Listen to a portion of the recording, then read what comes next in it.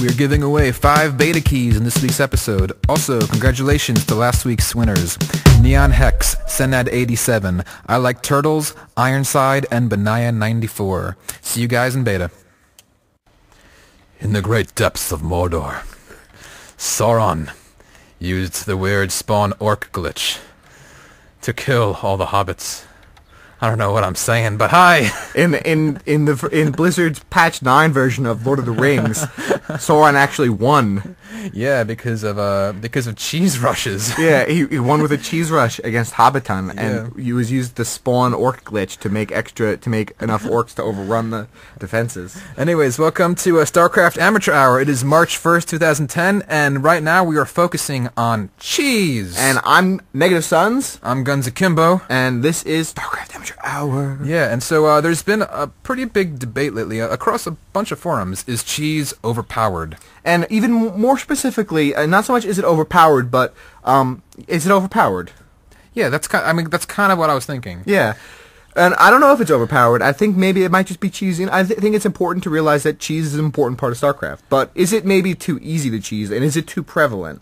I think at least it's too prevalent right now. I know in gold and platinum leagues, most players are winning by cheese. And I think that's the thing, is that there's a lot of players in gold and platinum that might normally belong in silver or bronze copper. Or low gold or copper if they played straight up, but they're not playing straight up. They found some sort of cheese build that works, whether it's cannon rushing, proxy gates, zergling rushes, whatever, and they're just using that single build again and again and again to just win games. Yeah, and it's creating a great imbalance, because not only is it keeping cheese players in Platinum League, it's putting players like me, who is, on an IC Cup, I'd be maybe like a C-, C at best player. Yeah, it's maybe. We don't know. It's putting me, who should be, I'm essentially a silver player in StarCraft 2. I am now ranked in Platinum, and not because I'm good, but because I've learned to scout and hold off cheese. And that's the only reason, and it's creating a great imbalance in the ladder system. I'm not sure if it's something Blizzard can take care of, or if we can stuff up.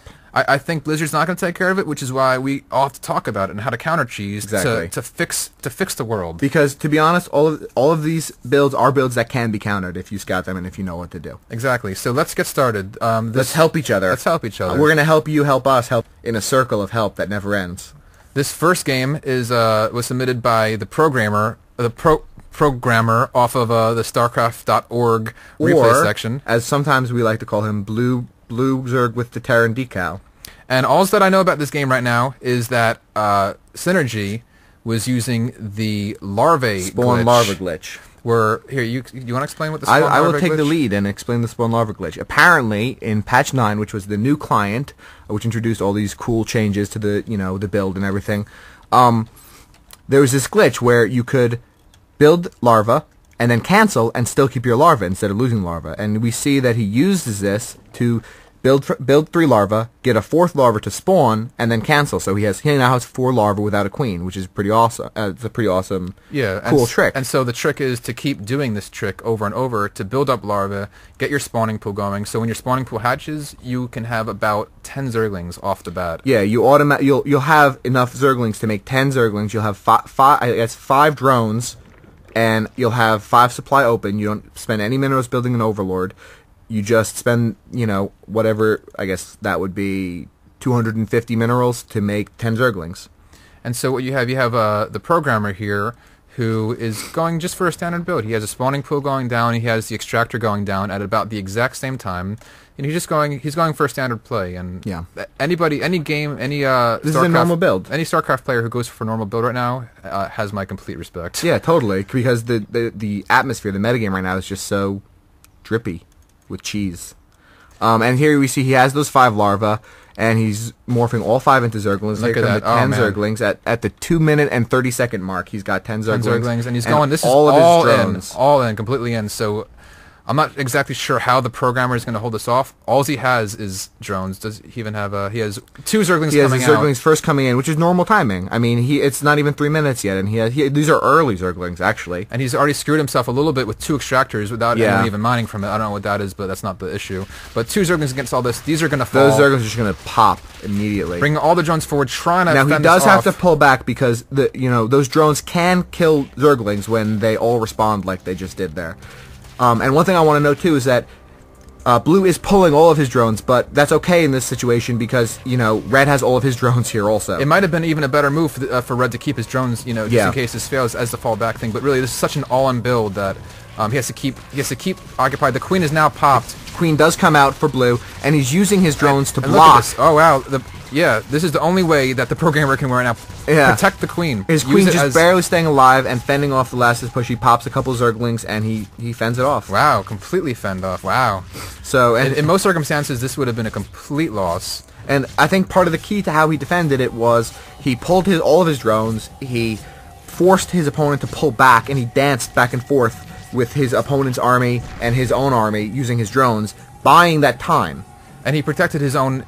He protected his strongest asset. His strongest asset was the Queen. It was pretty much his only way of having a sunken colony. And you know, I think this was really a Queen sunken colony. Yeah, sunken Queenolony. And so this is one way to hold off cheese. Just have incredible micro. Know what's important to you. Know what is important to keep at that moment. One thing I want to stress though is Guns Akimbo is it's not just incredible micro that's important. It's having that sort of damage control, that awareness of what to do. You don't really need incredible micro to move drones forward and move them backwards and auto attack and move them backwards. You just need to know. You know, you need to know that you have enough army to force his army to retreat for a second, and you do that again and again, which buys you time to get your Queen out or to get your cannon built or whatever it is that you need to hold off the cheese. All right, let's get on to the next cheese. Cheesy cheese pizza. All right, we are on to game 2 of the Cheese Fest. The Cheese Fest, Cheesy Pizza Fest. Each is a slice of pizza, extra cheese pizza, which is my favorite kind of pizza. So we actually have a game against Protoss player Mortal, and this is actually against myself as Zerg. Whoa. What's that What is that? What's happening? I haven't seen this game yet, actually. This is one of Guns Akimbo's games. Yeah, I'm not going to tell you what happens. You're just going to watch it and enjoy. Oh, my God. So he pulls one of his initial probes, one of his initial 6. Well, yeah, wow. That really hurts his economy, so we know immediately he's rushing, I'm assuming, in some form. Or maybe he just forgot what race I was and really wants to find out. Yeah. I do that sometimes. Yeah, actually, it's funny when players ask you, like, what race are you again? I mean, I always tell them too, but... Yeah, I always tell them too. It's whatever, just nice manners, yeah. Okay. So we have an early pylon. Yeah. There's nothing else the Protoss can build at this point in the game. Yeah, exactly. And actually, you know what's weird? He's not building any probes either. I can see on the production overlay. He's not building any probes right now. Just that pylon. So it would seem he's going for an all-in build. One thing that I'd like to take note of is after playing a couple of games where this has happened... And a forge going down for the Protoss. Where this has happened to me exactly is... one thing that's kept me in Platinum currently is taking one drone pretty early and doing this a couple of times. Taking the drone, doing a whole round of your base, you know, just shift clicking out here, just doing a whole round of this outside area because a lot of times Protoss player will go for a proxy pylon and gateway here. Yeah. And just do it a few that's times insane. Because that will really win you games. You know, like if you spot this, you will win right away. This is an insane... You would have to scout with a drone insanely early to stop this. I think that he's putting down cannons. You know, that's what I thought when I saw the forge. So he did an early forge at your base, a proxy forge, and cannons. Wow.